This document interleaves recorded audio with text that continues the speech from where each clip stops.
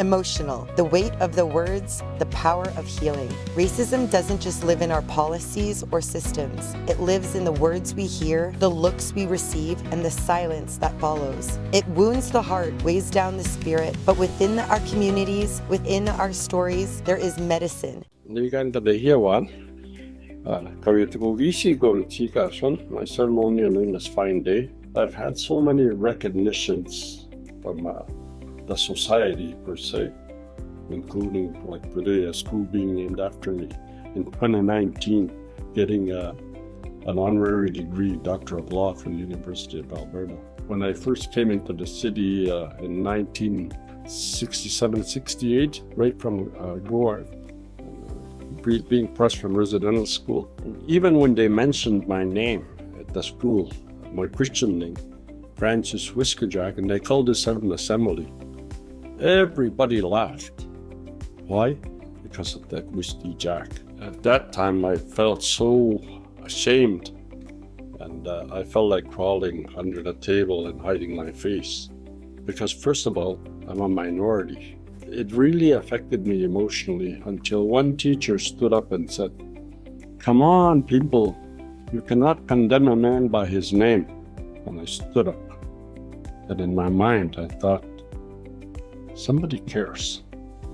And then I looked at all these faces that were laughing at me, and I thought, I'm going to be just as good, if not better than you are.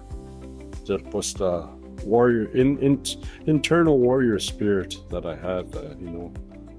I'm not going to let these people bring me down. That's where the journey began, to where I can do it. To pick yourself up and think positive.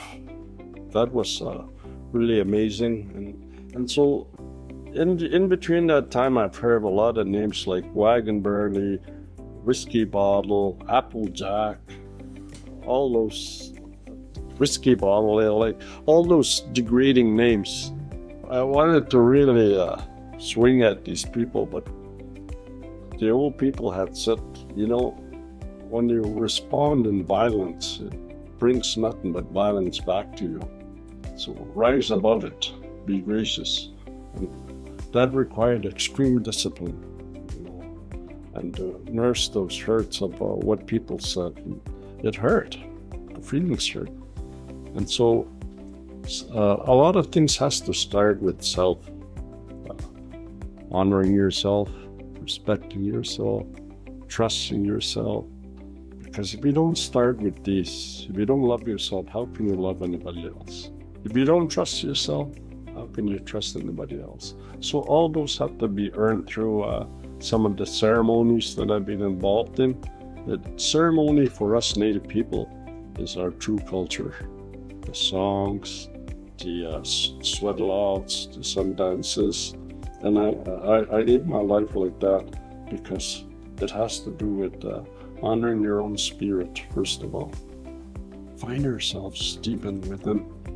So the other message that I will give you from my own mentor elder is, if you're weak in this life, you will never survive. But if you are strong, you will survive. To be strong in a positive way, in a good way. To be strong in spirit. Have a strong mind. Creating a society stands with us, lifting voices, building trust. Together we rise, our hearts complete. So hear the drum, feel the beat. The circle turns, the healing grows. Through us all, the spirit flows. They try to break us, try to bend. Took our voices to the wind, but the spirit's got us still.